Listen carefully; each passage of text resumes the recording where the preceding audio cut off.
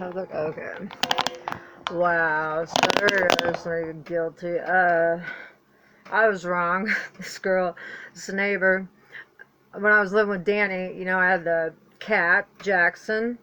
Well, I wasn't able, you know, of course I asked if I could bring him with me and stuff, but it just wasn't possible. So, Danny was like, don't worry about it, I'll keep him. I'll keep him.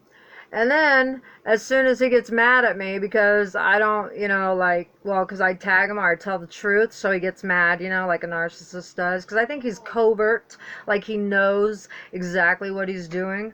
But anyways, so she texts me, she's like, and that just doesn't sit well with me. Like, okay, well, Danny's the one that gave you the responsibility. Where was I? What was I supposed to do? I'm like far away now, and I'm not coming back. Like, what can I do to make it better? So anyways, and I was like, well, what I was wrong about was because I said, well, did you feel like you could tell Danny that that doesn't sit well with you?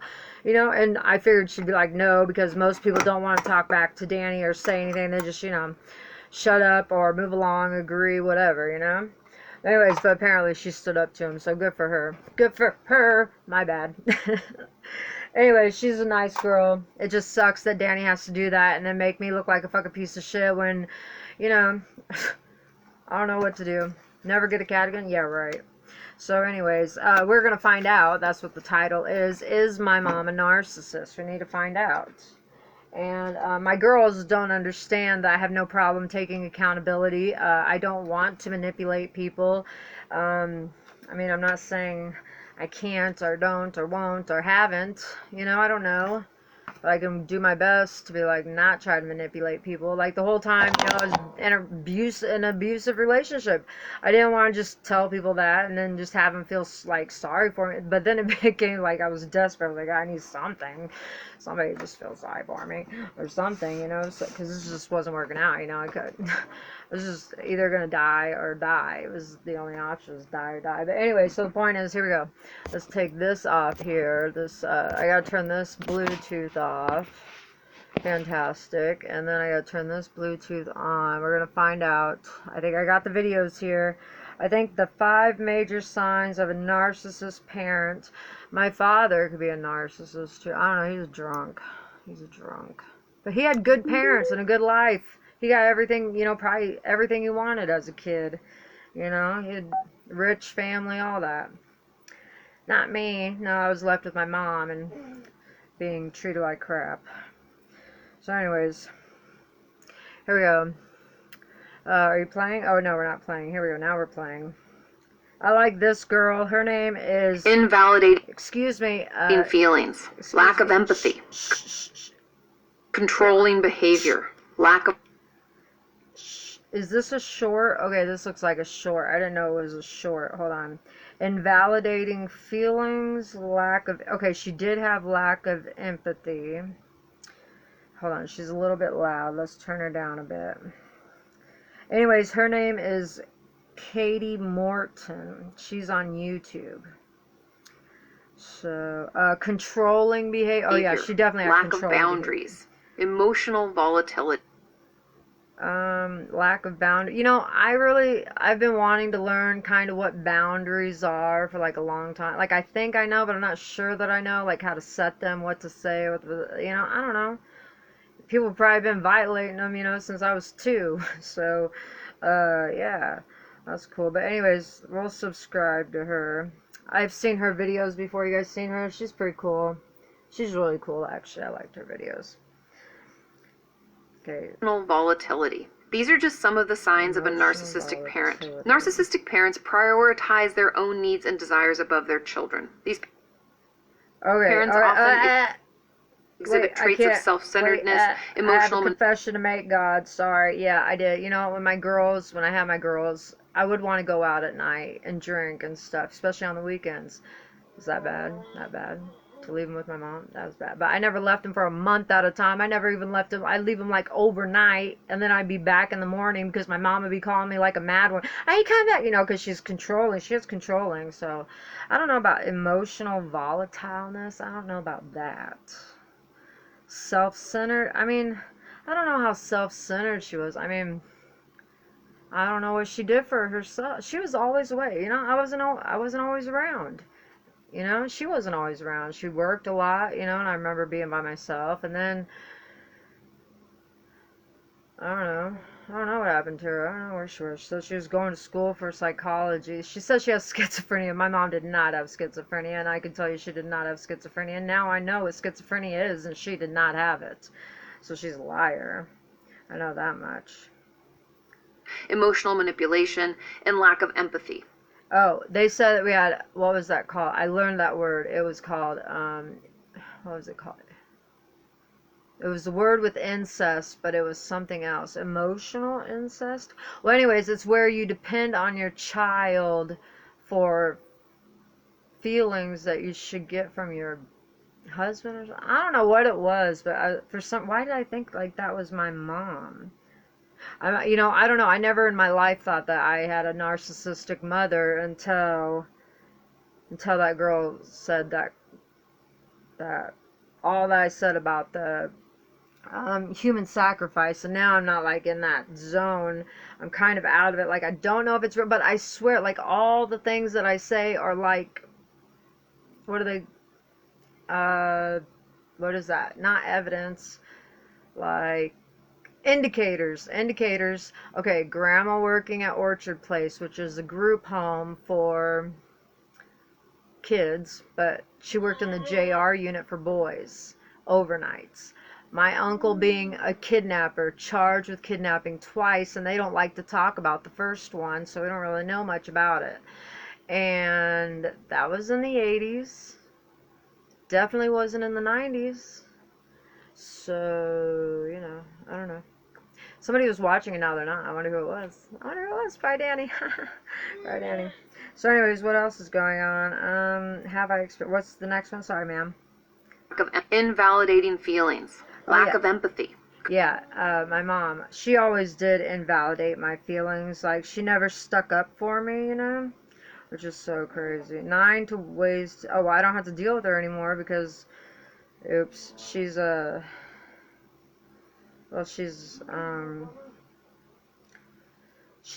longer with us. Maybe she is, but she'd be in a different narcissist. Aren't human. I found a strawberry inside of it. Amazing. What are they? A narcissist is a specific entity. Oops, sorry, I have to tell you. This is and it operates in specific ways. I have to introduce you first.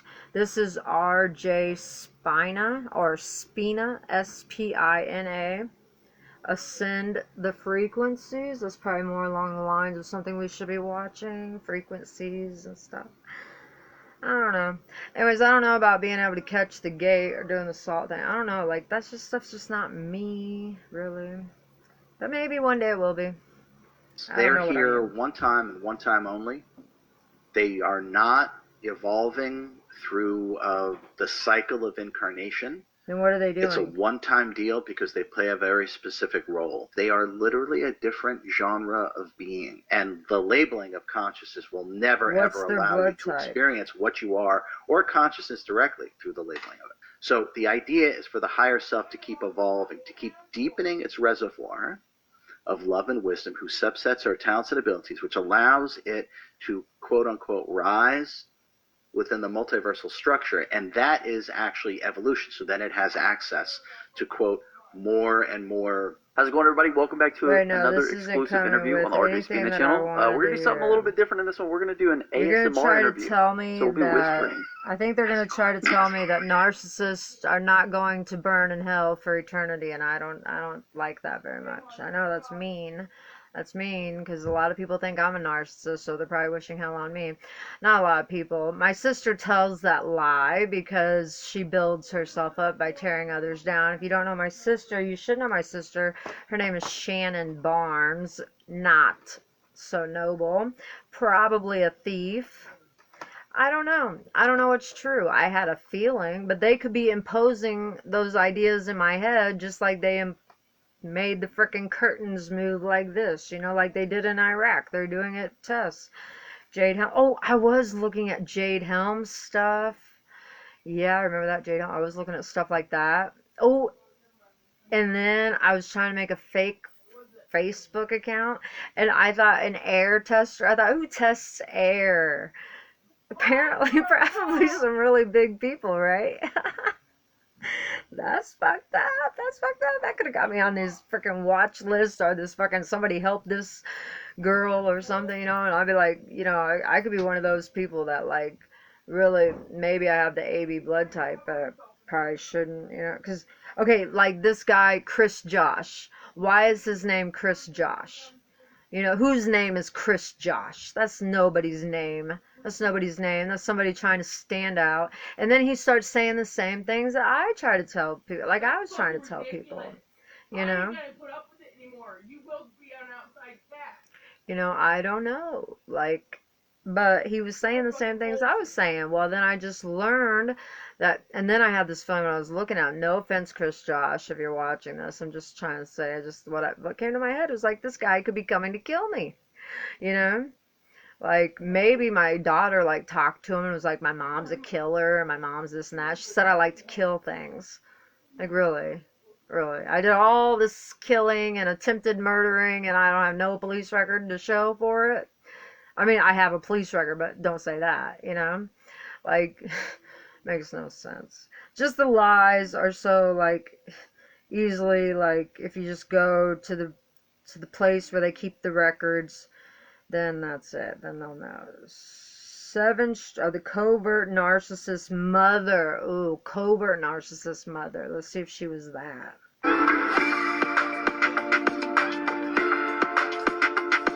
Parental alienation, complex PTSD. Oh, they're going to be trying to speak on, parental alienation, which I'm an alienated parent, but then I also am an introvert. Today we and are I'm also talking have about paranoia. the So. covert narcissistic Let's mother listen. and some of the more bizarre behaviors she might exhibit and strange personality traits that aren't talked about a lot. Oh, So this is the Enlightened Target channel on YouTube. She looks very cool. I don't know if you can see her, but she looks pretty cool to me. Have Probably a Illuminati. narcissistic mother I like or the black and white. stepmother Oh, or that's nice. mother-in-law I like or how she did the black and white. Because I like black and white. And I heard Illuminati likes black and white. Not that, I'm going to be into satanic worshiping or sacrificing babies or humiliating people for the fun of it. Or just to see if they can make it. I don't know what that's for. But anyways, no. But I do like the black and white. And then she did that and that. And that's cute. I wish I could have a background like that. law or I need to make a grandmother, background like etc., then today's Then you guys video just stop is and for watch you. me. If you're new to this channel, I'd like to take a moment and welcome you and invite you to please subscribe and be sure and hit that notification bell because I put out new videos every week. Also, if you are interested in private one-on-one narcissistic abuse recovery coaching with me, please visit my website that's linked in the description below this video. Okay, so today we're talking about some of the really strange and bizarre behavioral and personality traits that the covert narcissistic mother will exhibit from time to time. But there's Dr. Todd Grande. He's my favorite. Personality traits a million times. So today I thought we'd switch it up and discuss some of the more strange traits she might exhibit because you can't ever have enough information about this type of mother and how to detect one. So let's just dive right in. So one of the first very strange behaviors of a covert narcissistic mother is that she will sabotage herself along with others, specifically other family members and their own children. And they can do this in all sorts of ways. For example, if you live with this woman and contribute to the income of the household, they might try and sabotage your job or a promotion you are getting at work.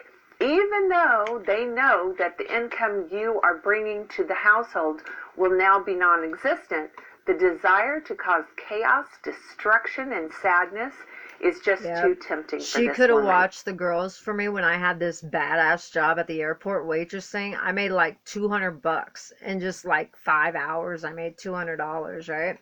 And like that's normal. I didn't know that, like, I make a lot of money. And they liked me there. They're like, oh, we're going to have you train the wait, because I was really good, Now I might not be, so, but anyways, and my mom would not babysit. I told them how good the job was and everything. I shouldn't have told them that, huh?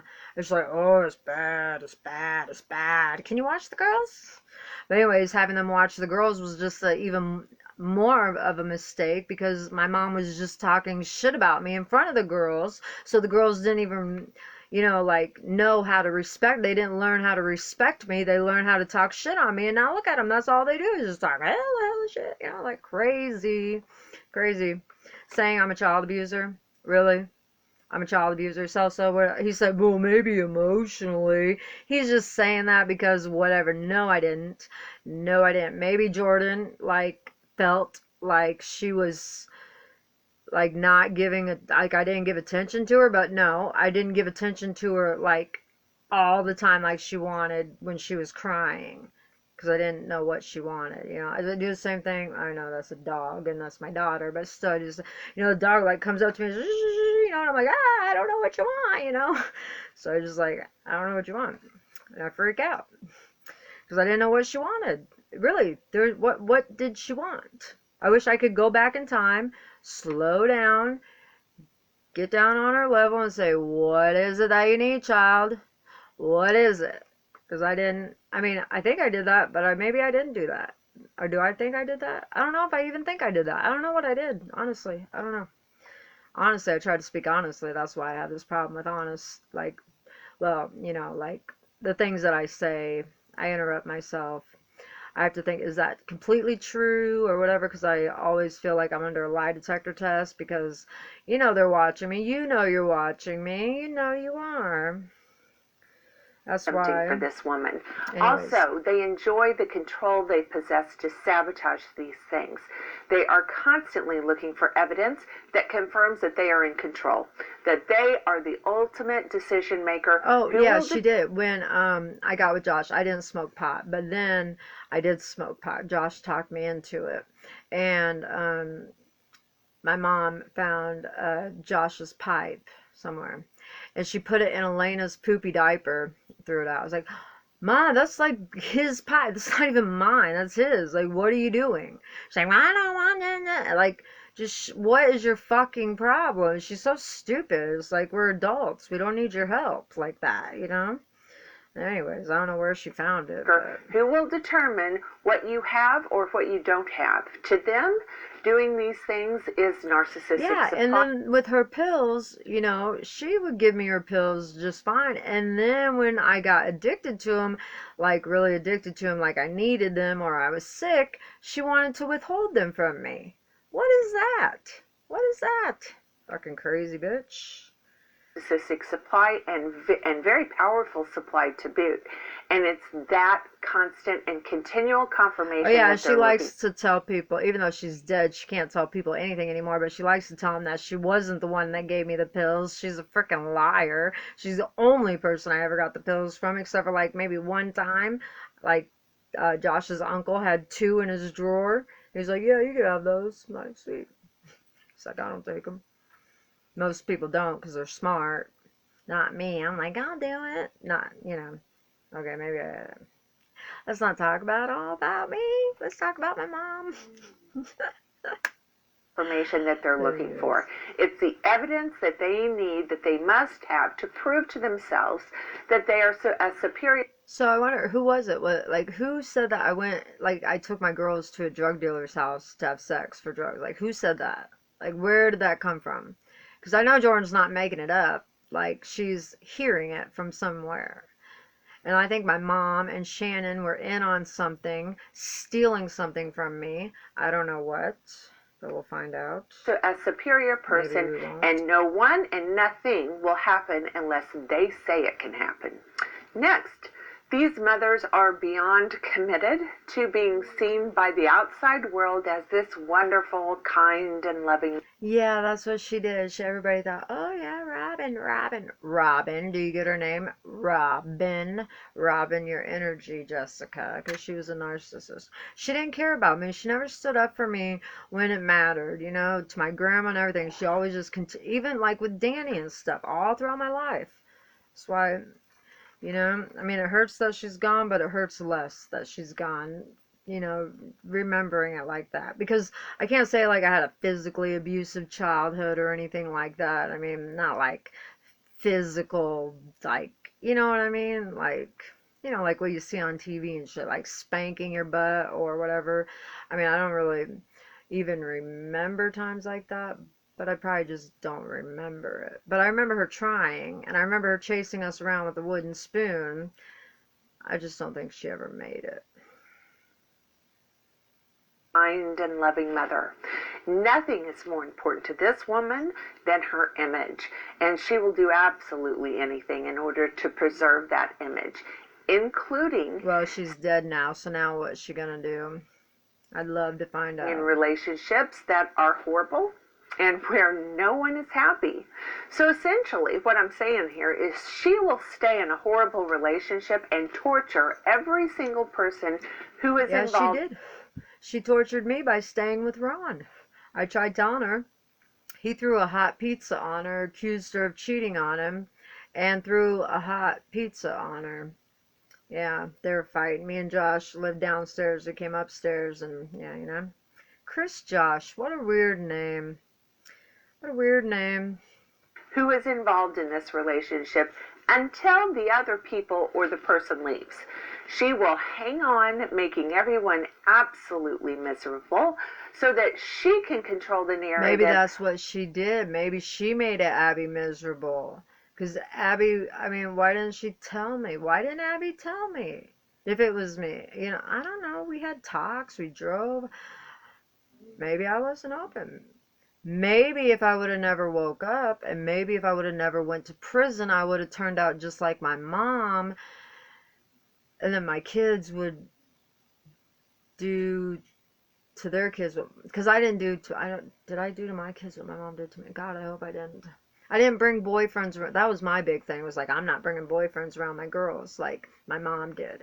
You know, like my mom did. That means like bringing them in, introducing, oh, this one's here. Oh, he's cool. Okay. Oh, no, that one's gone. Okay. And then this one, that, you know, it was like not good.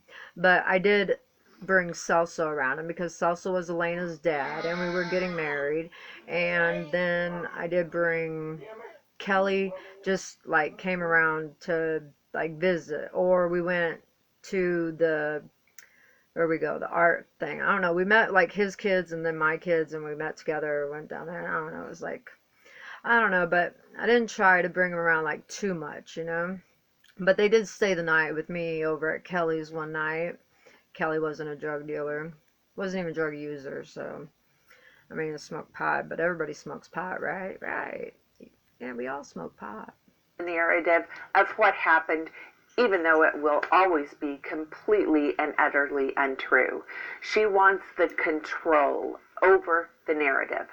Okay, they need to do a video about narcissistic sisters. But see, the thing is, my sister Shannon, I don't know what her deal is, because I honestly have not even hung around her since I was 12 years old. And beyond that, it's only like passing at my grandma's, and she just, you know, like I said, she has no personality. Like she doesn't do anything. Like, what does she do except for talk shit about people, or like, you know, want to know the ins and outs of what's going on in your life, so that way she can put herself on a pedestal when it's not going so well, you know, or whatever type. Yeah, that will bring you down. That would be like, you'll tell her you got good news. Oh, I got a car. How are you gonna afford the gas? You know, it's like, I just told you I got a car. What the fuck are you worried about my gas for? Why don't you mind your own fucking business, you know? You know how to be happy for somebody? That's how, but anyways, that's how my family is. They're like that. I heard them in the conversation. That was the exact conversation that my uncle had with my mom, and that was the first question my mom had. Well, how are you going to afford the gas? Like, why are you worried about other people's money? Why are you know? But she did that. She's stupid. But I recognize this shit. And I recognize all this stuff. Ever since I was a little girl, I always felt like I had a parent, my mom, like I could teach her something. Like I was here to teach her something, you know? Not like, I don't know. But anyway, so Shannon thinks that I financially took advantage of my mom. No, I didn't. You don't financially take advantage of your mom. That's not, no, especially a mom that has no finances. And boyfriend, excuse me, Celso was he bought a fucking $70,000 boat after I left. Where's he getting this money? Because he was like practically broke when I left. Maybe it was because I spent the money. Did I spend the money? If I spent the money, I spent it on the girls. Surely not myself. We did do some big spending sprees on the girls. But it was Christmas time too, you know. Had to do that. What else do we do? I don't know.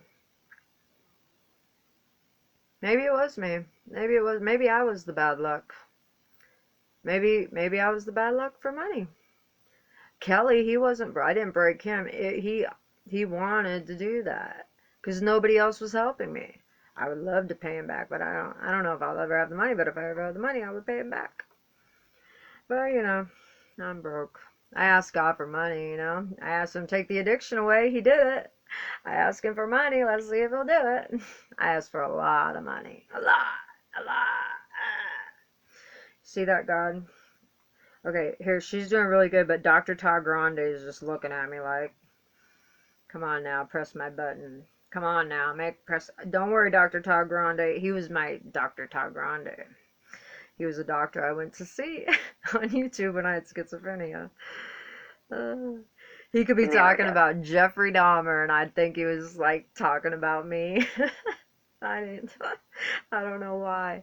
I don't know why I would take that on, because I was, like, introverted, and something was going on. I don't know what it was. It must have been, like, an evil spell or something that somebody did on me. I don't know.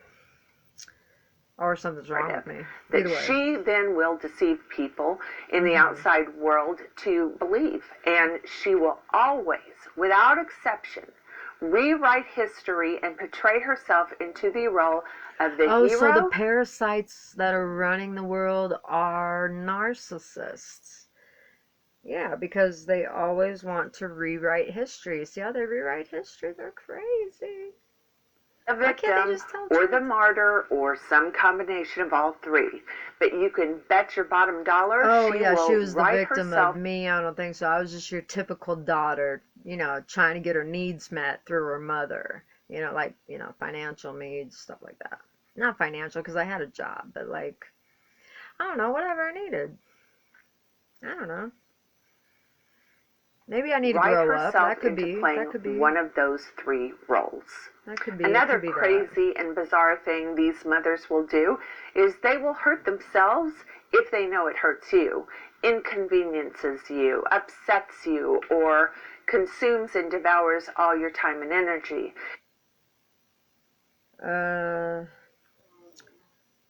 Well, after my girls lied to me, I did say things that I knew would hurt them because I wanted to hurt them, because they hurt me. I know you shouldn't do that because I'm a mom, but that really hurt. I was expecting something else when I saw my girls. I didn't know that their head had been filled with lies. I didn't even know about parental alienation, didn't know that was a thing. I knew they took the name off the birth certificate. I didn't understand any of it. I didn't know what was going on. I was just left out of the loop. So, I apologized, try to apologize to the girls, try to explain to them. I couldn't explain to them at the time. Well, I'm going through a lot of abuse with this motherfucker over here, treating me like shit, putting everything on me, and then you guys come at me with this, and then I'm just exploding of tired, So anyways, it was bad. It was really bad. I said in one text message that I would sacrifice them to the Illuminati for a steak at McDonald's. Okay, well, you can't get steak at McDonald's, so it's not even true. So why would, but of course they're going to use every bad thing I say, and they're not even going to look at any of the good things that I tried saying or tried doing or apologizing or anything like that. And then it was just, I don't know. It just was like, maybe we just won't have that relationship, and that really sucks.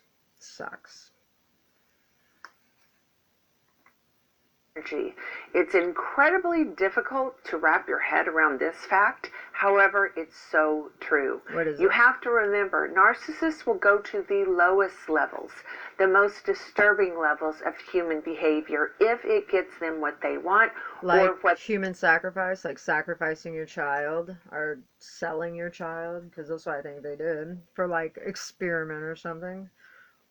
They consider a win. So, for example, they might beat themselves up, causing bruises or scrapes and scratches on their face, and contact the police department and lie and claim you had physically assaulted them. No joke either. I have several clients. I have hit myself in the head when Danny was he's acted like he was going to throw this fan at me, so I just started hitting myself in the head. I was like, well, you want to beat me up, so I'll just beat me up for you. I actually hurt myself. I actually had bruises on my face and shit, but I would never No, I would not go to the first. I don't even call the cops when he actually did abuse me. Like I should, but I'm afraid because I'm afraid they'll blame me because that's what happened when when I was yelling for someone to call the police when Josh was attacking me, and then he was on top of me and I bit him, but because he had a mark, it was just bullshit, and he knows it's bullshit because he's a little fucking pussy who couldn't go to jail. He's a fucking idiot. So, anyways, moving on. Clients who this has happened to. Amber Heard is a perfect example of a female narcissist who has no problem whatsoever doing something like this disgusting to another person. Or maybe let's say you just bought a new car that you have always wanted. She might intentionally crash that new car of yours on purpose, causing bodily harm to herself just because she wants to hurt my mom gave away Jordan's bike that she got for her birthday. Jordan cried so bad, and I yelled at my mom, like, what the fuck is wrong with you? And then when I was a kid, we had like 5 Nintendos, and I was really good at saving the princess, and I loved playing Mario and whatever game. She fucking sold them or gave them away. We had a Power Wheels, it was just a 4-wheel one. It wasn't really a car one. I wanted a car one, but this was cool, okay, 4-wheel one. And she knew I was so excited. She gave it away before I could even ride it. Excuse me. That's not the devil. That's that. Here we go. Here's some more. Wants to hurt and harm you. I'll say it again. This woman, this mother, will go to the ends of the earth to hurt you if that's her goal, even if it requires she hurt herself in the process. So why would she have the goal of hurting me? Like, what is up with that? Like, why? I don't get it. Why? Like, I don't want to hurt my girls, and when I say the mean, horrible things that I've said to them, I feel completely embarrassed and like, okay, I could get a repercussion for that and I'll be okay. Like, I'll accept it, Like, I'll do my best to change and not do that again. So, I stopped calling Abby's phone. I haven't called Abby's phone in a long time. For me, because I did call every single day, and I did leave nice messages for a long time until I heard her say that I killed my own baby that was born before Abby was born. Abby doesn't even know what happened, and then she said I tried to kill her and her family, whoever that is, because I guess I don't know, and multiple times. That's what she said. Crazy. And then I don't even know. Oh, then she said she can't wait till this bitch croaks, and that was me, and that she can't wait till I die and stuff. So, like, yeah, I fucking was like, really? You're like, and I'm, that's what she said to me. Like, she's gonna get it back. Even if you're my daughter, you're gonna get it back, because you're not gonna talk like that to me. No, you're not. And you're gonna get hurt too. That's it. That's life. If you don't like it, deal with it. I love you more than life itself. But I'm not going to let you talk to me like that and say those things that aren't true without making you look stupid. If you're saying it publicly, then I have to make you look stupid publicly. Why? You started it. That's how I feel. That's what I feel is right. And I still feel it's right. So, anyways, thank you, Eminem, for your cipher. That was fantastic. I don't know how much that cost, but Jesus Christ, that's 11 minutes of goodness, If you didn't check out that video, we'll have to find that video. I think I have that video. Oh, I do have that video. It's right here on YouTube. I'll show you guys. No, it's right here on Facebook. I'll put it on my YouTube because you won't be able to find it on my Facebook because there's so many videos. Oh, my YouTube? I got 2, 3, 4-ish. That's what I like those. I like to cough. The doctor who delivered me, his name was Dr. Coffinger. Yep, it was. Anyways, I like to cough because it kind of stops the oxygen from going to your brain. And I don't know why, I just like that. I just really like it. Stupid. I'm so stupid. Moving on. Another very strange trait of the covert narcissistic mother is that she hates and resents the fact that she has to give to her children and other people. She resents the hell. What? Oh my God. Okay, first, let me say my mom loved giving things to other people. She loved giving things to other people. Me? Not so much. The girls, yeah. She did. She liked to buy for the girls, and she would. So Abby's saying she had 4 pairs of underwear. She's lying. They had stacks like this. We did laundry all the time, and that's just the way it is. I had frickin' matching socks. You know, like all my socks. I had them for like years. Like, let's say 5 years. All the same socks. Never lost a fucking mate until I got to Danny's. That's fucked up shit. That's fucked up shit. But anyways, we always did laundry. Always did laundry. I like doing laundry. I like folding laundry. I just a laundry person. Like, Abby does something, like somebody got in her head and just filled it full of shit. Like, what the fuck? The only thing that she was right about in that part of the conversation was where she said that, her and Jordan had to wear the same underwear. Oh, I wonder if no, probably because they were rich. They probably thought about that. I didn't, well, because they were just young. You know, I didn't think they were dirty, so I didn't even think about it. I don't think of my girls like dirty or gross or anything like that, even though it's, you know, okay, it's bodily fluids, it's natural. You could call it dirty, you could call it natural, or me, I could just totally just be like, oh, I don't even know. Like, but if she would have told me, Mom, this is gross, like, she could have said that to me, and I would have loved that, because it would have been like, whoa, cool, you stood up for yourself, or you said how you felt. I would have loved it. I would be like, fuck yeah, I'll give you different underwear. I'll keep your underwear separate. Why didn't I think of that? I would have called myself a dumbass, and I would have fucking changed it, and Abby would have got, you know, her way, what she thought, and she would have been good. It would have been a badass moment, you know, to put in the ether. But we missed it because bad parenting. Maybe it was because I had my babies young. But I don't think that it's bad to have your babies young. I still don't. I think that we could just teach people better. If you would have taught people better, if you would have taught my mom better, if she didn't get a reward for being bad, she wouldn't have been bad. Obviously, she got rewarded for being bad, or she wouldn't be bad. So you gotta stop rewarding her. Just like the people that are eating babies. You gotta stop rewarding them just because they're drinking the fucking blood. Do you get it, God? Do you get it? Somehow, it's fucking working, and it's working in their fucking favor. They're eating the babies, they're raping the babies, they're fisting 4-year-olds. God, how do I have to put it to God to get him to understand what they're doing down here to make it stop? I don't know, but I'll do my fucking best. So sorry if you don't like my language. You might want to keep your kids as earmuffs. You know, what can I say? God, I really have a problem with pedophilia, and I really have a problem with people torturing people, and I really have a problem with people not giving a fuck. It's like, it's kind of traumatizing, you know. I don't know what's more abusive, the lack of awareness, or they're aware but they don't care. It's like, really? Let's pull down your underwear and stick some grown man's fist up your ass and say if you're for sale, how much you're gonna cost. Oh, wait, and let's not forget, you're 4, 2, 8, 12. Doesn't fucking matter if you're 48. They're probably still doing it. Weirdos. They don't know what these people like. They don't know what they're into. Don't even look up the dark web, because I didn't. I just did hashtag dark web. I'm scared already somebody's going to come after me and, like, fucking, you know, I don't know. Don't even do that with that mask shell. So I'll get as crazy with it. I'll just get crazy with it. But I want a fucking mask before I eat this human being. I already went through. I know what cannibalism is.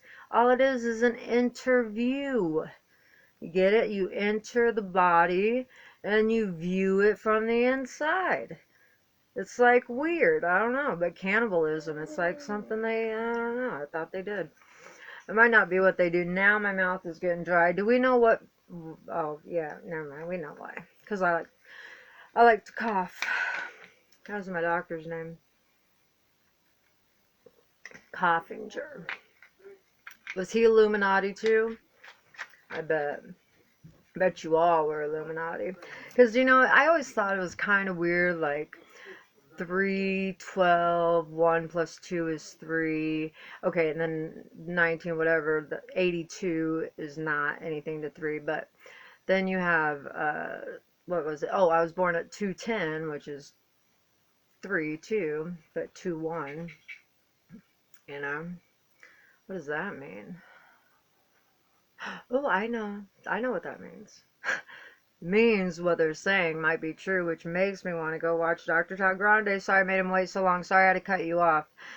Enlightened one. KD, you work here? Yeah, sorry about that. Every shoe for every athlete, only at Dick's. But anyways, you know what I just Welcome realized to my something? scientifically informed insider look. He has scientifically informed insider looks, but he is not a doctor. Okay, even though he's called Dr. Todd Grande, it's probably more like he had an insider look.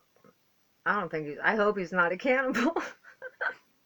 Get it inside her look, like inside her, I don't know. Never mind. Maybe I could sound like a gynecologist. Anyways, Dr. Todd Grande is married, ladies, so, do not flirt with all that handsomeness over there, okay? Hold on a second, here he is. Insider look at mental health topics.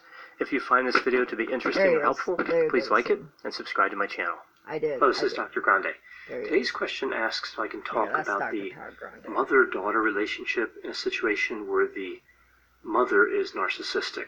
So really I'll be talking about maternal narcissism. Oh, you want a picture of my mom? Yeah, this is actually a fairly common situation that counselors see in clinical work. It's a very common situation. That's crazy. But I think my grandma was probably a narcissist too, because she treated me like shit. She hated me. But my mom said that my grandma treated her like crap when she was a baby, or that she didn't give her much love because, I don't know why, but she loved her twin sister Roxanne. So anyways, Mom, you can tell your own story, but you're not here. Too late. Too late, Mom. Too late. So anyways, I gotta pick this up. It's picture time until we're listening to Dr. Grande. Okay, there we go. In clinical work. So I'm going to cover this by looking at the 9 signs of the narcissistic mother. So here, again, I'm specifically looking at the mother-daughter relationship, but some of these, of course, would apply to other parent-child combinations, mother-son, father-son, and father-daughter. Which brings me to kind of the first step in this answer. And that's to look at narcissistic parents in general. So I'm going to move from narcissistic parents to parenting styles, and then take a look at the characteristics of the narcissistic mother, and then look a little bit at the consequences of having a narcissistic mother.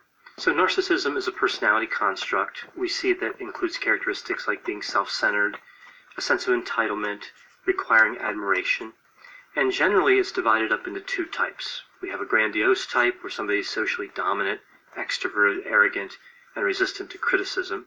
This is a fairly obvious manifestation of narcissism. It's also called overt narcissism for that reason. And then we have vulnerable narcissism, and here we see characteristics like shame, a hypersensitivity to criticism, being resentful. It's a little bit more hidden. And it's also called covert narcissism for that reason. Like all personality constructs, it's thought that narcissism occurs because of genetics. I just want to say, I thought covert meant that you knew, but you're not telling anybody. Like, if I have narcissism, I ask, and I say, well, okay, I see some traits maybe, but not like, but like the big ones, I don't see those. But maybe the little ones, I don't know. We'll find out. We'll find out. Genetics, together. And because of the environment. And we've seen a lot of research around dividing up the contribution of each of these to narcissism. We see that the heritability of narcissism is somewhere between 47 and 64%, which means that the environmentability is somewhere between 36 and 53%. Usually I just run under the assumption that the contribution is roughly 50-50. So one of the questions I hear a lot is, can a narcissistic you can't be born a narcissist, because if it's, it could be born a narcissist. Alright, I get it. Cause a narcissistic daughter. This is one of the concerns that comes up because people, of course, a lot of times don't want to be narcissistic, and they're afraid that being exposed to somebody who's narcissistic, especially an important figure like a mother, may lead to narcissism. So we see a number of theories about how this could happen. We know that narcissistic parenting is tied to narcissism, but we're not really clear on what mechanism really leads to it. Ooh. There's one. Oh, so there's narcissistic parenting, and then there's actual narcissist parent. What if there was like some study thing, or what if, you know, I don't know, somebody. So anyways, the guy that molested me, he was friends with my Uncle Rory, and he said that he like went out to the drive, because he said that my mom and him like went out to eat pizza or whatever, and this was after she found out, right? Well, that was kind of shocking. So I asked my mom about it. She said, no, they made us go to classes, and they were saying like back, because it was back in 85. Now, I don't know if this is true, but she said back then, she said they tried to keep the family together, but I'm like, he's not family. He's not my dad. He's not Shannon's dad. He's not Jerry's dad. And my mom said, well, Jerry really liked him a lot. Like, she didn't take it like it was sexual abuse. Like, that's what my mom said. I wouldn't make this shit up, because it just doesn't make sense to me to talk like this. It's actually embarrassing and the last thing I want to say, but, you know, it's just like, it's all out there. I don't know why I feel like it's all out there, but maybe, oh, you know why? Because we have to leave our lineage, the memories. We have to tell them everything, you know? So anyways, the real thing is we're trying to get back up to the sky so we can shine down and actually look down from heaven.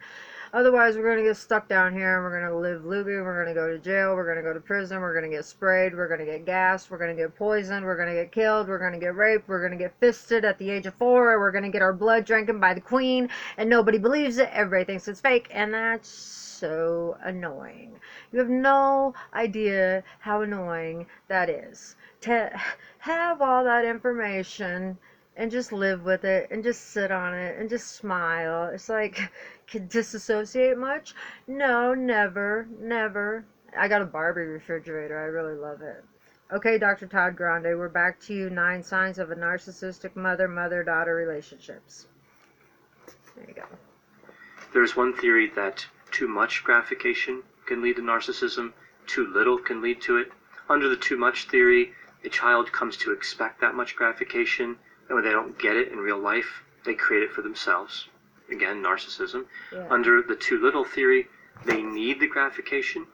Okay, I used to masturbate a lot, even as a child. Like, I knew how to do that. I don't know why. I just did. It was embarrassing. Never told anybody till now, but I don't anymore, though, because I'm all embarrassed. They've been watching. I tell you, they've been watching you through the TV and everything. You think I'd be saying all this stuff if I didn't think they already freaking knew? I just have to say it so they know that I don't give a shit, and I'll fucking say it. Thanks, Eminem. You taught me that.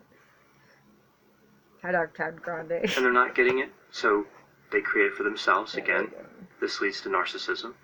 We think that, again, narcissistic parents can cause narcissism, but the research findings are a little mixed on this area. And this brings me to the area of parenting styles. This is really interesting, specifically around this question of the narcissistic mother, because it really looks at the contribution of the mother and the father to narcissism separately. So essentially, one way to look at parental styles is there's 4. There's 4 styles: authoritarian, authoritative, permissive, and indifferent. So with authoritarian, a parent wants to... I'm definitely authoritarian. I am Kim Jong-un. I will admit it. That's my parenting style. That's my parenting style. Sorry, it is. No, not with the torturing or the stuff that happened to the guy. No, not that. But like the picture on the wall, the respecting, everybody quiet in your rooms. No, I'm just joking. I'm just joking. I like to play. Like, I like to go swimming, and we went to Adventureland. We go to like the historical building, and we never got to the art museum. Not with the girls, I didn't. But we always went to the Rose Garden to get pictures taken, and I used to have like thousands of pictures. Now I just have this little tiny box. Actually pretty sad because I tore up the pictures because I was mad. Because I was sad. I don't like to be sad. Parent wants to maintain control. They want to shape and evaluate their child to a standard. Yeah. Obedience is yeah. Sorry, you're saying it. And no explanation is necessary. Oh, so sorry. The parent gives a command, and they're not going to explain why they're demanding obedience. With authoritarian parenting, punishment brings about compliance. That's how compliance is obtained. With authoritative, the authoritative parent uses reasoning and explanation to influence a child's behavior, so their standards are clear. Parents like this are assertive, but not overly assertive. They're not intrusive. And they assume the child has rights, and they will consider the child's they have point of view. rights. A permissive parenting style involves a lot of affection. Parents are lenient. They really struggle to punish a child, and they do not expect a child to be mature. Ooh, well, my daughter did think she escaped, and she escaped Here we through see porno, that the child is left to figure out problems by themselves. They're they don't encouraged escape through porno to be independent of the parent. They The parent doesn't through offer them any trafficking. support. Like if there was no And again, the child trafficking is in supposed to take China, responsibility nobody really would be for able to everything get free in their from own life. North Korea. Right, so did you know that? all- Did you guys hear anything that I just said? It was more important. Sorry, Dr. Todd Grande. I'll put you back. In North Korea, the only way that the girls can get free is if there's illegal trafficking in China. Yeah. So, if we... You know what I mean? It's like... Have you ever been in one of those conundrums? It's like, wait a minute. Okay, they're living with Kim Jong-un. Is it really that bad? I mean, we don't know. Maybe they just put everything away because they don't want anybody to see. Like, they're probably playing with, like, diamond yo-yos and shit, and, like, wearing, like, the best, like, we don't even know. You know, maybe they're why, like, Dior has such a big, long line, or whatever freaking fashion mogul, whatever, has the big, long line for the purses that you want. It's because they got them all in North Korea first, you know, and they each get one. Maybe they, you know, maybe it's like like my perfect place, you know. But then when everybody comes, it's like, you know, in Iowa, maybe that's like how it is in Korea. Nobody talks about your wealth. And then the wealth that they do say they have, I mean, it's just like very minimum, little, like, yeah, I just have a little bit, like, yeah, just a little bit, you know. But not, anyways, Iowa, you're not supposed to talk about your money. Anyways, what was I saying? I don't even know. I think that was a message from the aliens, sure. I'm high. All of these parenting styles essentially have pros and cons, but generally the authoritative style is considered the healthiest. Yeah, so then looking at the unhealthy styles and comparing them to narcissism, how narcissism may develop, this is where I think it gets fairly interesting. We see from research that with the authoritarian style, when used by a mother, it's positively correlated with the development of vulnerable narcissism in the child. Now, when a mother uses a permissive style, this is negatively related to vulnerable narcissism, and so is the authoritative style. That means specifically as the mother uses these styles, vulnerable narcissism is lower in the child, right? So it does not contribute to the development of vulnerable narcissism. Now, the indifferent style is unrelated. So if the mother uses that style, we don't really see any difference with vulnerable narcissism. Now, in terms of grandiose narcissism, we see that the mother's parental styles are not related to grandiose narcissism. So it would seem that really nothing that a mother can do can lead to grandiose narcissism.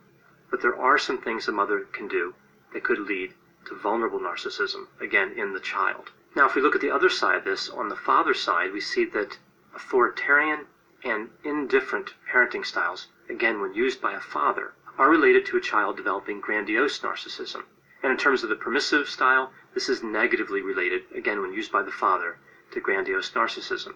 Now, interestingly... See, that's Abby. Abby, did you get that? Hold on a second. Let's go back, Dr. Targaryen. Sorry.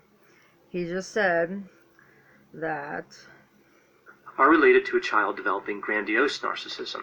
And in terms of the permissive style, this is negatively related, again, when used by the father, to grandiose narcissism. See, grandiose. I don't know if that's Abby or not, but I do know permissive Abby and father issues. I know all that lines up. The other words, I don't know. The other words, I don't know. But she doesn't get it.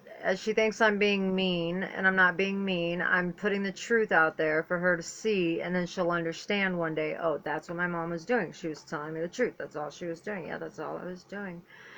You know? There's a point where you stop crying, and I knew just that I could not be, like, superficial, like, oh,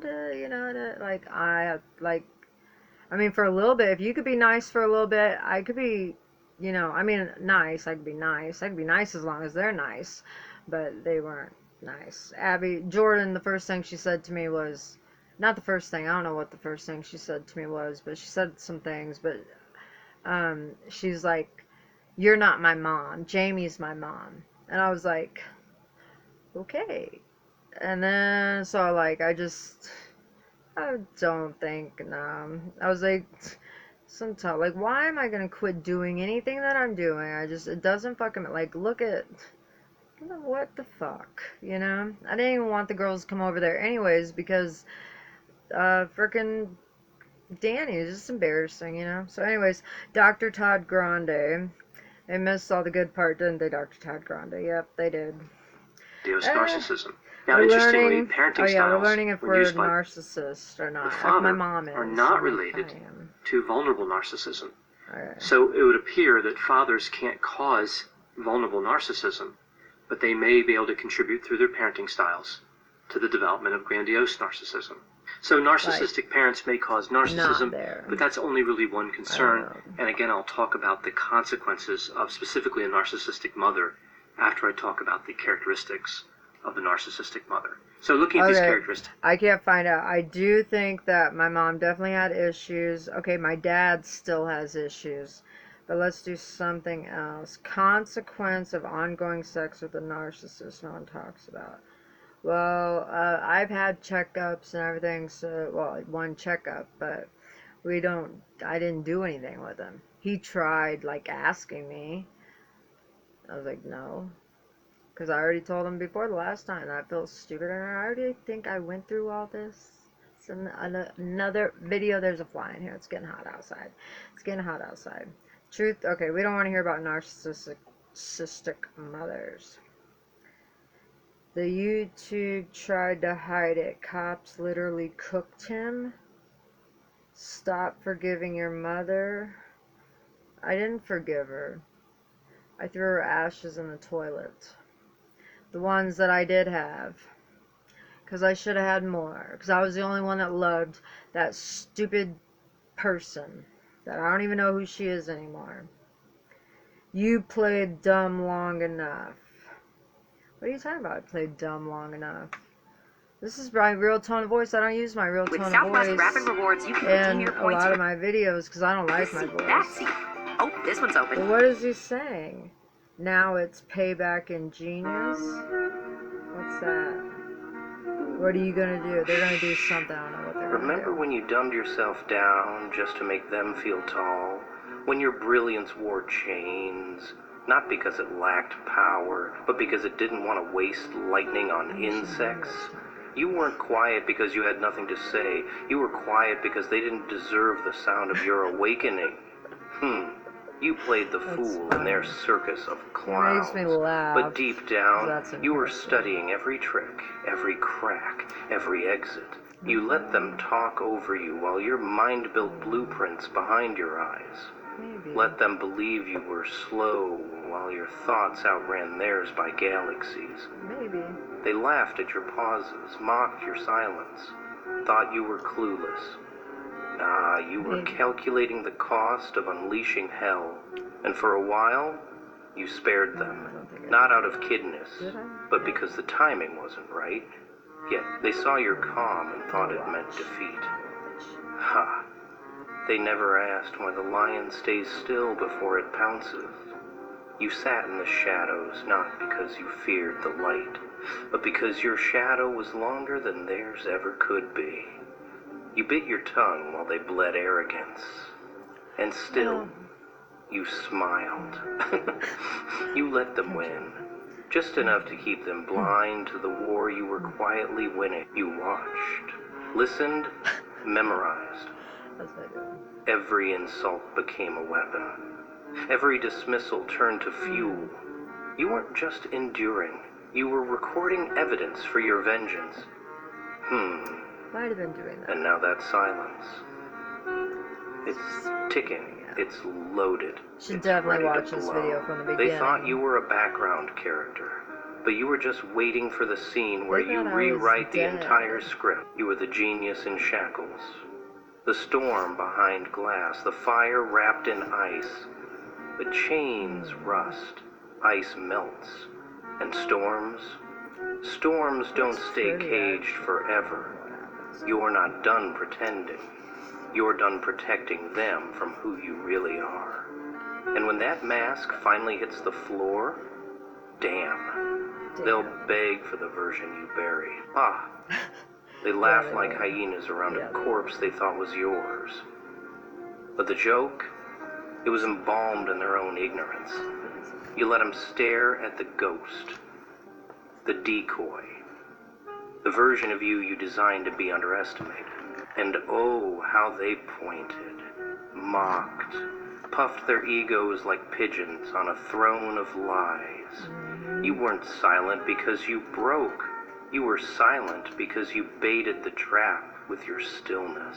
They judged the shell while the storm watched in silence. Well, I wasn't that Let him sip your weakness like it was wine. You knew exactly what you were doing, didn't you? Playing dead, playing dumb, playing beneath, just enough to hear their true voices, to see who would dance around your downfall. You studied every smirk, every eye roll, every joke with your name on its blade, and you let it stack. Quietly, you were never the broken one. You were the mirror, and they hated what they saw in it, so they spat, laughed, painted you as the fool while you sculpted your return in shadows. You gave them a false beast to crucify, a paper version of you to burn. But behind that ash, the real you sharpened fangs. The real you grew colder, smarter, unforgiving. They're all grown now. They didn't break you. They broke the illusion. And that was the last mercy they'll ever get. Now, you're not walking back into the room. You're erasing it, rewriting every name that snickered, every fake handshake, every whisper behind your back. They feasted on the image you allowed, but the mask is cracking, and underneath it ain't no smile, just teeth. Just fire. Just revenge stitched into genius. No more mirage. No more muffled power.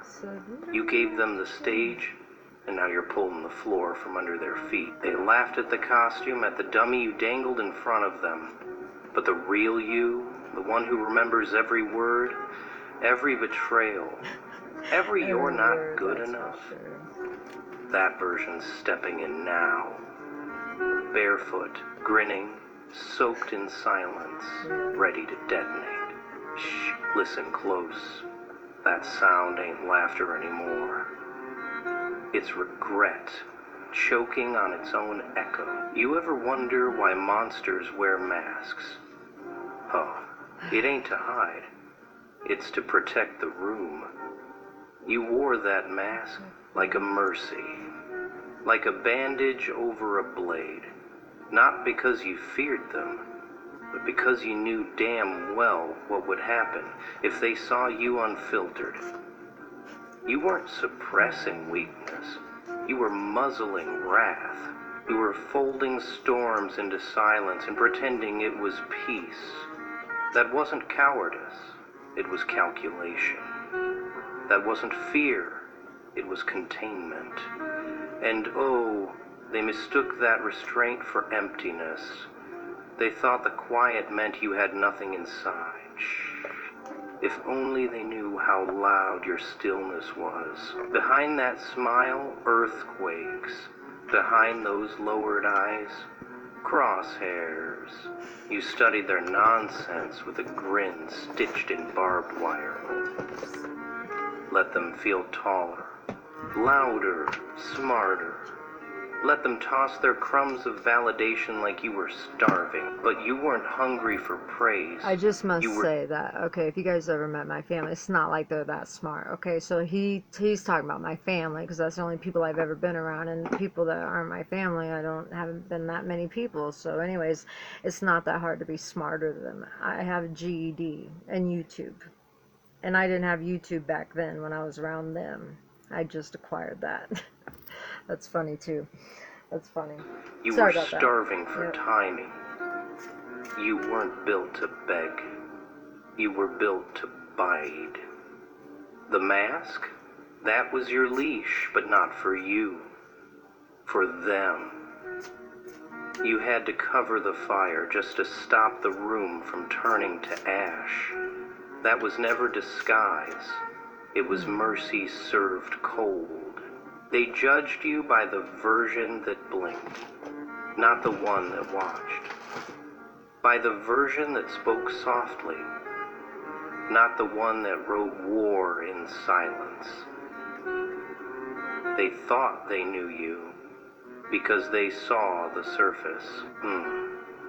They didn't know your patience was a razor in disguise, that you could smile with your lips and scream with your soul simultaneously, that every moment you let slide was a receipt, every insult you ignored was interest compounding. And now, the debt collectors are arriving, wearing your real face, no mask, no filter, just justice soaked in genius. You gave them the easiest version of you, and they still couldn't handle it. They crumbled under your restraint. Can you imagine what'll happen when you stop holding back?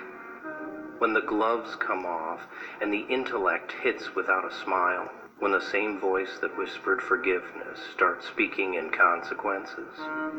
Damn. They should have feared the day the mask slipped.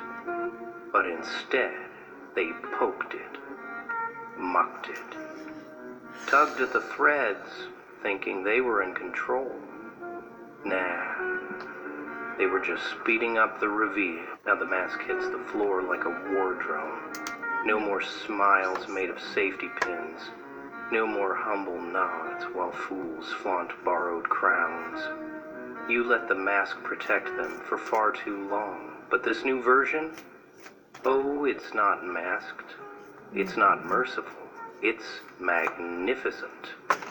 A version forged in betrayal, drenched in memory, powered by every scar you've ever bled in silence.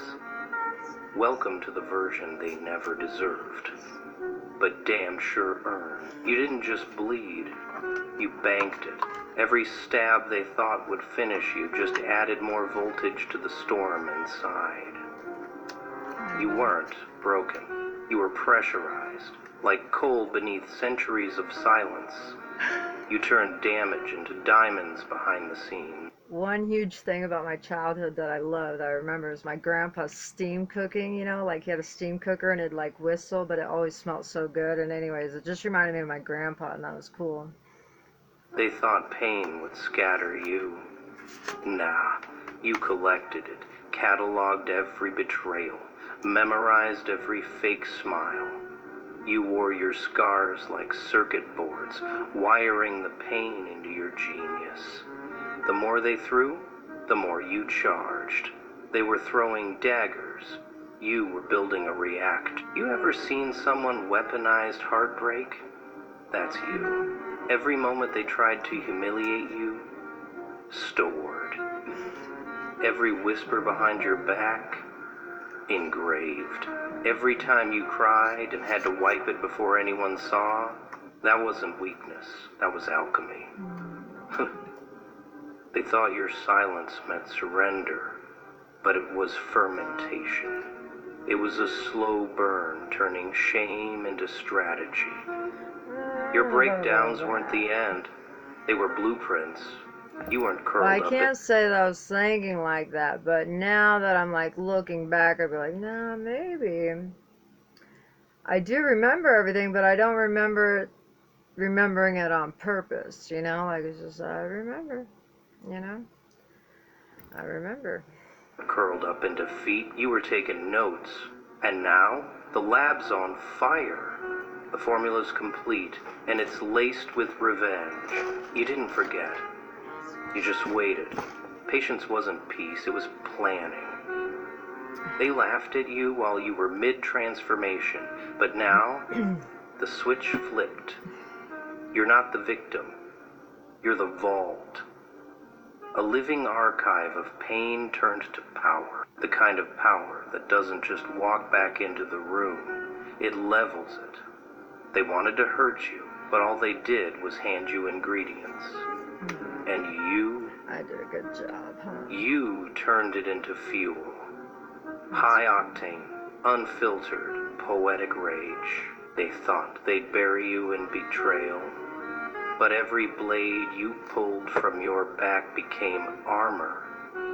Every wound they tried to hide became a window for the fire to breathe. You didn't just survive. Hell, you evolved. Their hate built your wings. Their shade made your roots dig deeper. And now they get to witness the chemical explosion they authored. You didn't combust. You converted. And that glow on your skin, that's not light. That's vengeance, liquefied and pulsing beneath the surface. So go ahead, breathe it in. The fumes of every time you were overlooked. The smoke from the bridges they burned, thinking you'd never rise again. You are combustion in human form. Powered by every you'll never make it. Fueled by every who do you think you are? Now they know. Now they feel it. The heat of your rebirth. The genius they tried to gut. Now burning through every lie they ever told. You know that moment when the hunted stops running? When the sheepdog turns But this its head? is only true if, like Shannon and them, if they all have to watch this and hear that at the same time.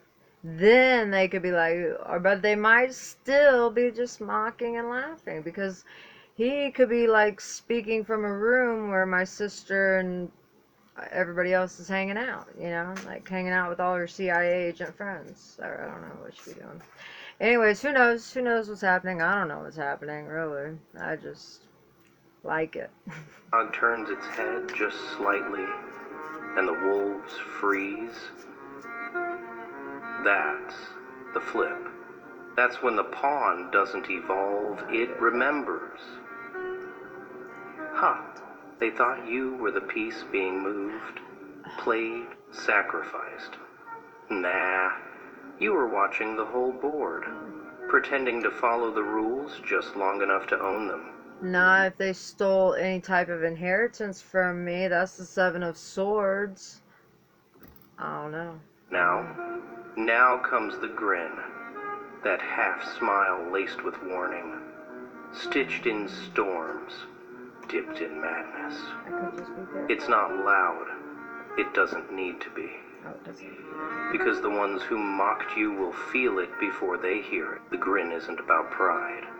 It's about prophecy. You saw it coming. While they were obsessed with mocking your little progress, you were redesigning the damn game. Every fake handshake, every patronizing nod. They were building your archive. You didn't retaliate. You recorded. And now you don't even have to scream, because the silence is doing it for you. The pressure in your presence now, that's not tension. That's realization. They're not playing with a pawn anymore. They're staring into the grin of a genius who let them feel powerful. For sport, you didn't need applause. You didn't crave validation. You craved precision. Every move calculated, like a magician loading the final trick. You were the quiet in the room full of noise, the ghost in their ego's mirror, letting them believe they were kings while you planted the collapse. Your wins weren't shouted, they were scheduled. And now that grin, that's the countdown. That's your soul whispering, I warned you, I really did. Not through words, but through that smirk that slices deeper than any threat ever could. Funny thing about grins, they don't lie, they reveal. And yours is laced with history, each tooth sharpened by betrayals, each corner curled from years of swallowing rage. It's not a smile of joy, it's a warning label. It's your way of saying, I held back long enough. Now I don't care who burns. And that's the scariest part. You're not even angry anymore. You're focused, cold, calculated. The pawn didn't just flip. The pawn ascended, and now the king's nervous. Listen closely. That silence around you, that's the universe holding its breath. Maybe he wants my advice. Maybe he wants to work with me. Maybe he wants me to go shopping and buy his bread and butter. Because when someone awesome. who's been underestimated smiles, it ain't just sweet. So you know, I can do that. It's seismic. That grin of yours, it's payback with teeth. It's every failure turned into weaponized calm. It's you whispering to the universe, watch this. And the universe, yeah, it's watching. And it's terrifying. It starts in silence. Not with a bang, not with a war cry, just stillness. The kind of stillness that makes liars sweat and cowards itch. You don't announce revenge, you unleash it. And the scariest part, you're smiling. Not wide, not loud, just that cold, knowing curl that says, I'm done explaining. I'm done waiting. I'm done bleeding in front of people who brought knives. You don't need chaos to win. You are the chaos. Precision dressed as peace. Calm dressed as a funeral. And the eulogy, it's already written in their name. You don't raise your voice anymore. Nah, you raise your standards. And when you walk in a room now, it's not for approval, it's for autopsy. You're done offering mercy to the ones who mistook your kindness for emptiness. It's entertaining, man. Poetic. How the quiet ones always end up writing the loudest endings. You were never the echo. You were the voice holding back the avalanche. And now, avalanche time. Let the mountain collapse. Let the ones who mocked your silence drown in the roar they created. There's a beauty in the way you didn't beg. Didn't broadcast. You just vanished. Into your grind, into your growth. And while they were laughing, you were loading. While they were partying, you were planning. And now you're here, unbothered, unattached, unrecognizable. You're not showing up to fit in, you're showing up to reign. And the ones who doubted, they're choking on your glow, wondering when the storm arrived. Shh, it never arrived. You became it. Your rise won't be televised, it'll be felt. It'll rattle bones.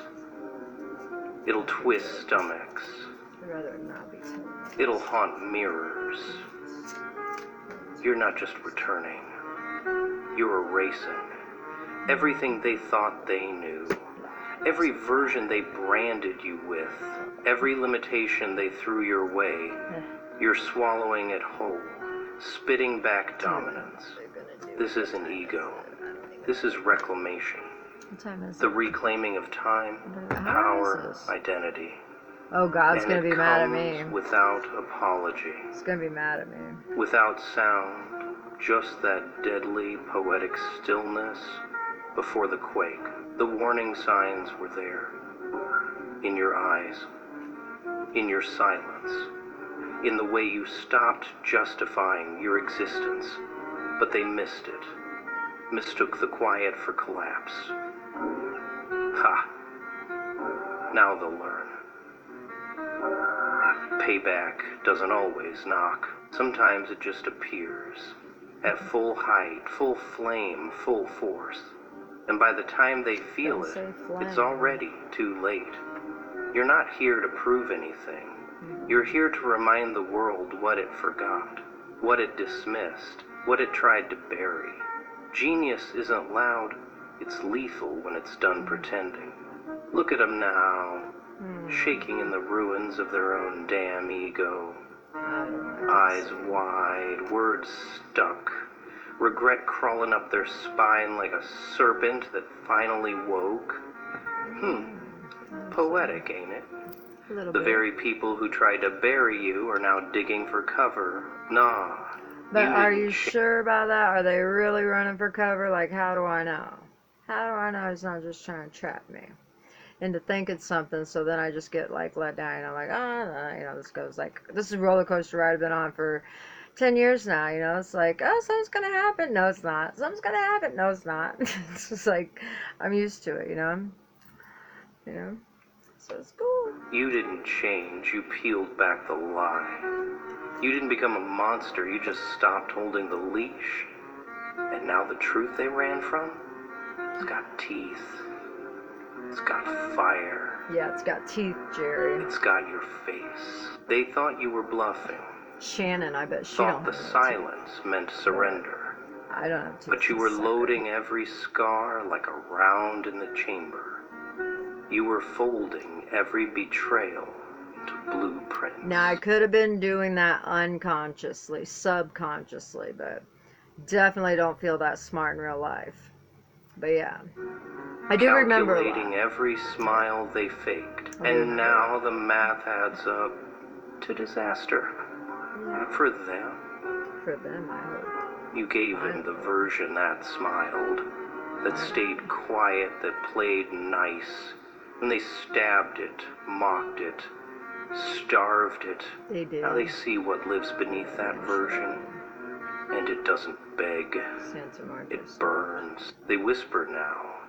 Pathetic, really. Like children hiding from the fire they swore wouldn't spread. Ha! They struck the match. Now they scream at the smoke. It's not that you're angry. No. I'm disappointed. I'm disappointed. Done being the cushion for their cowardice.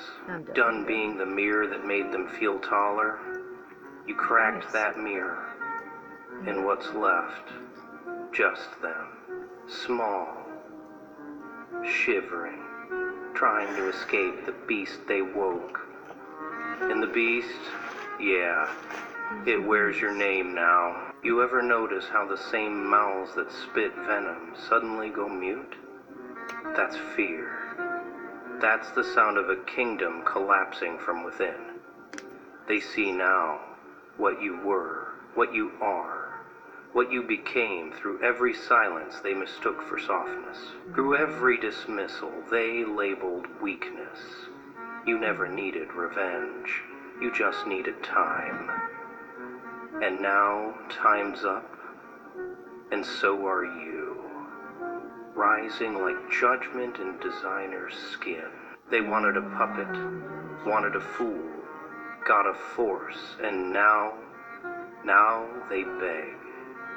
Not for forgiveness, hell no, for distance, for mercy, for shadows to hide in.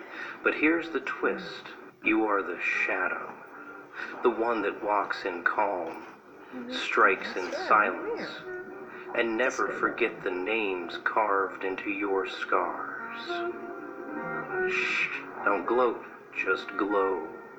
Let 'em run, let 'em rot, because now you own the storm. This wasn't evolution. Nah, this was resurrection. You didn't glow up. You woke up. You peeled off the layers they forced on you. The lies, the labels, the leashes. You didn't become someone else. You returned to the monster they tried to erase. And now that monster smiles. Sharp, silent, unbothered. They don't know whether to clap or cry. That's power. That's what untouchable feels like. You don't chase applause anymore. You don't need their damn validation. No. What used to sting now bores you. What used to break you now builds you. You walk into rooms and make history without making noise. They whisper, you glide. They panic. You calculate, you're not on their radar anymore. You're above it, past it.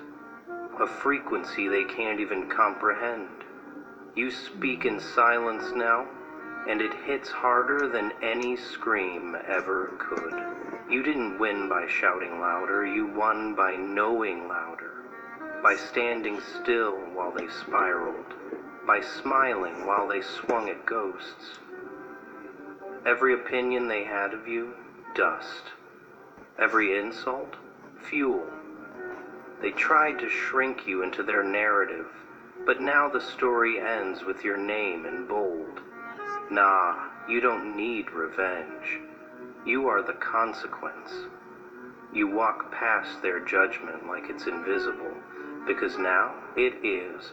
What's stronger than being feared? Being unreachable. What's colder than revenge? Indifference.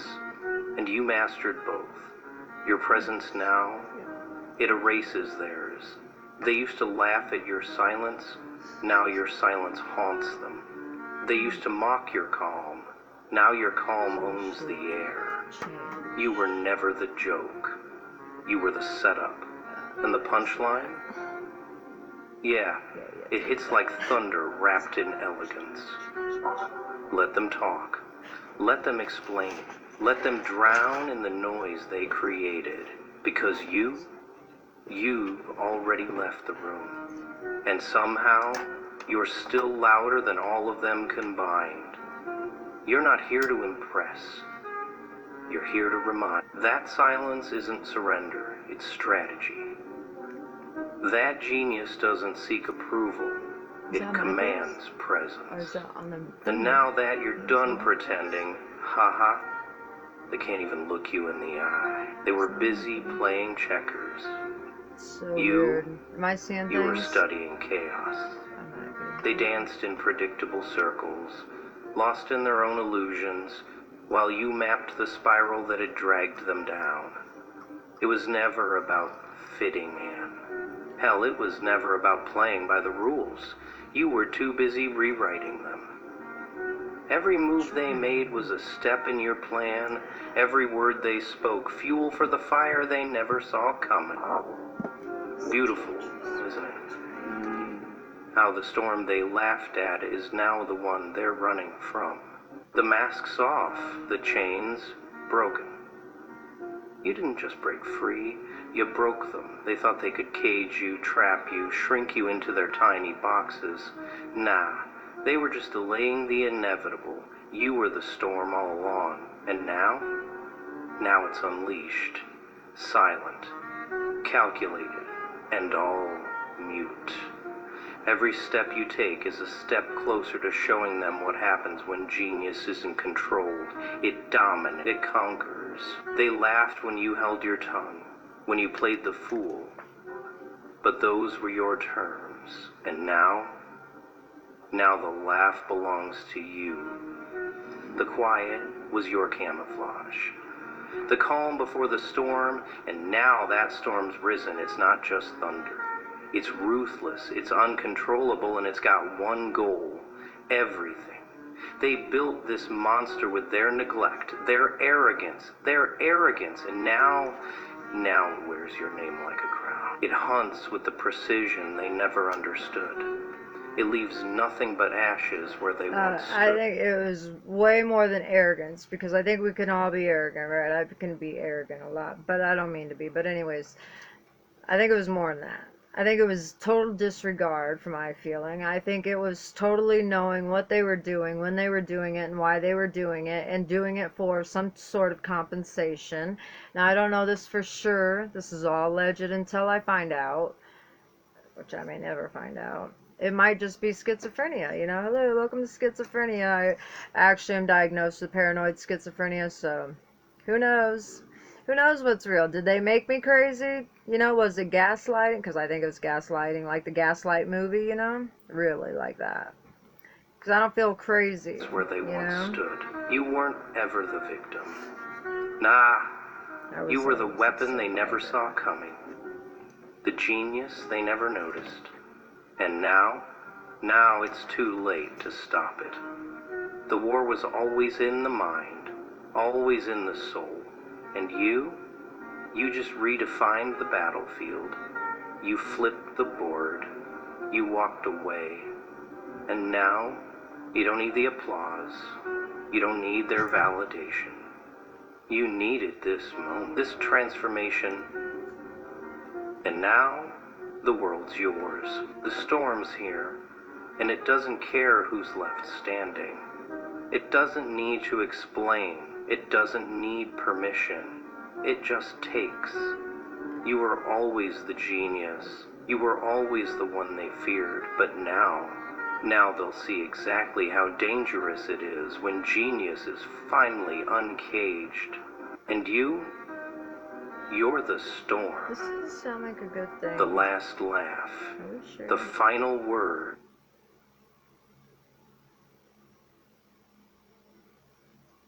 Is that it? Okay, see, that's what they do. And then it's like, then what? Where's it at? Where's the guy with the, what's his name?